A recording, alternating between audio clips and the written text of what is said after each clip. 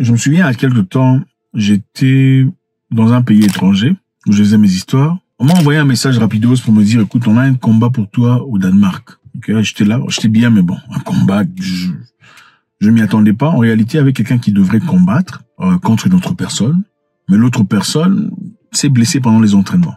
Donc, on avait besoin urgemment d'un remplaçant. Et c'est mon nom qu'on a choisi. Moi, je me suis dit, mais purée, de l'argent facile, et puis l'adversaire, c'est pas quelqu'un de terrible, quoi. Je vais me faire de l'argent, rapidos. Il est super. Le combat est dans 2 semaines. Et comme j'étais en train de me préparer déjà, je m'entraîne sans s'arrêter. On s'arrête pas, hein, pour garder la forme, pour des éventualités comme celle-là.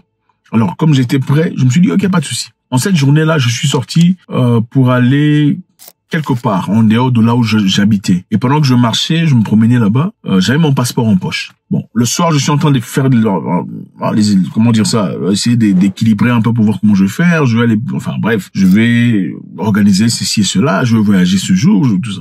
J'ai réalisé que j'avais pas mon passeport sur moi. Je n'avais plus mon passeport. Mais je me souviens que j'avais le passeport le même jour. J'ai commencé à chercher le passeport. J'ai cherché le passeport, je ne l'ai pas trouvé. Je suis rentré là où j'étais passé. J'étais passé à un endroit où il y avait des sans-abri. Des gens qui dorment dehors, tout ça. Je suis passé là. On m'a demandé qu'est-ce qu'il y a. J'ai dit, je suis passé ici plus tôt. Oui, on t'a vu. J'ai perdu mon passeport. Tu as perdu ton passeport. Ah non, c'est pas possible. Tu as perdu ton passeport. Si c'est toi qui as perdu le passeport, si c'est à toi, on va trouver ça. C'était dans leur quartier. C'était un quartier un peu dodgy, un pays anglophone, un quartier des bandits.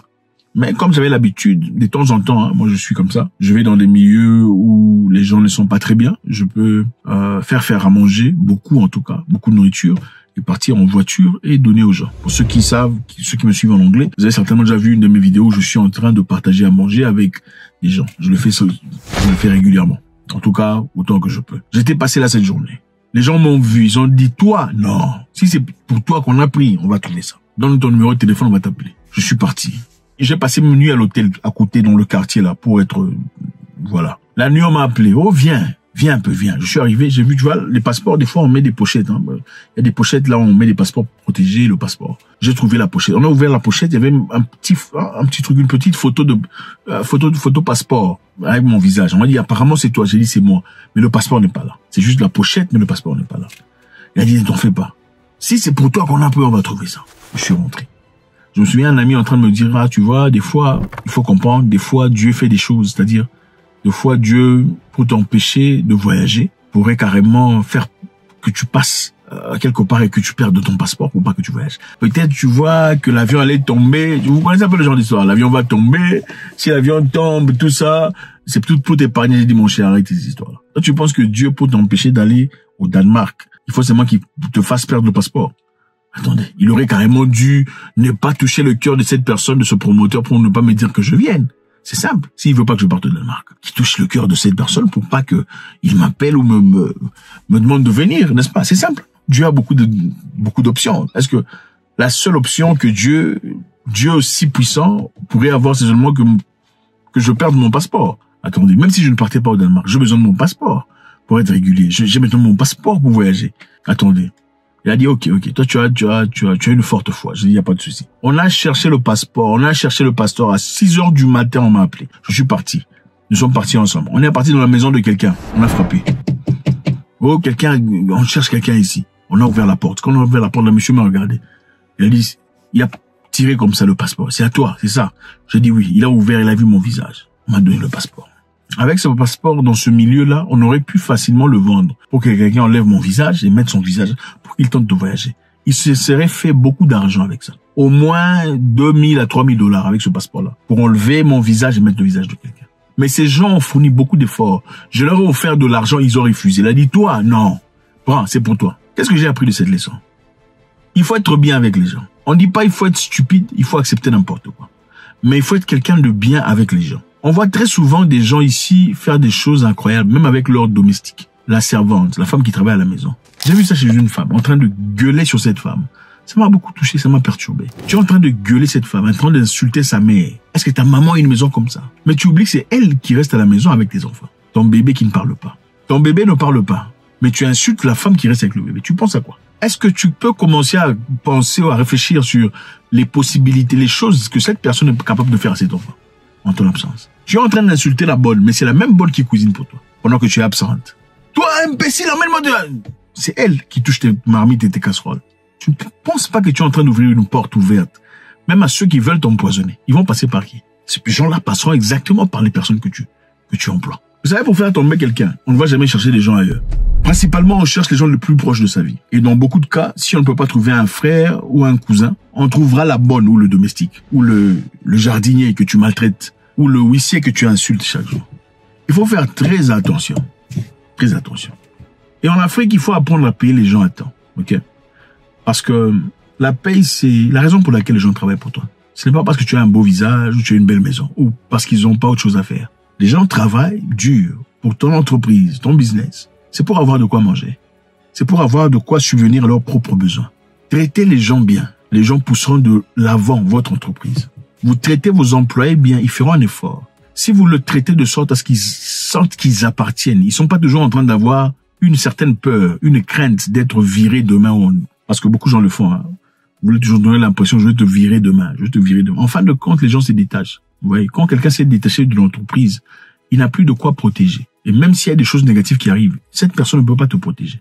Parce que de là, elle commence vraiment à travailler pour ses intérêts. Il faut donner aux gens, aux travailleurs, aux employés, l'impression que cette entreprise leur appartient. Et c'est la meilleure. Regardez, il n'y a pas de mieux dans une entreprise qu'une équipe de gens qui ont la bonne mentalité et qui ont l'impression que si l'entreprise réussit, nous réussissons aussi. Mais malheureusement, on voit beaucoup de gens en Afrique. Vous maltraitez vos employés. Vous leur parlez n'importe comment. Vous les gardez au boulot dans des moments impromptus. Le moment qu'il peut passer avec sa famille, toi, tu veux qu'il travaille samedi, dimanche, le lendemain à minuit, tout ça. Ce n'est pas acceptable. Il faut traiter les gens correctement. Mon message ici est très simple. Soyez bien avec les gens qui sont à votre maison. Les gens qui prennent soin de la maison. Les gens qui entretiennent votre vie. Les gens qui prennent soin de vos enfants. Soyez bien avec eux. Parce que vous ne savez pas. Ils sont peut-être ceux qui peuvent vous sauver. Moi, je connais quelqu'un encore dans un pays là-bas où on était à un moment donné. Personne qui est venu dire à son patron, on va venir ici ce soir pour te tuer. C'est la sentinelle. Les gens de ma tribu viendront ce soir ici pour te tuer. Je suis au courant. Pourquoi? Parce qu'il avait toujours été quelqu'un de bien avec cette personne. Sentinelle, jamais fait l'école, ok?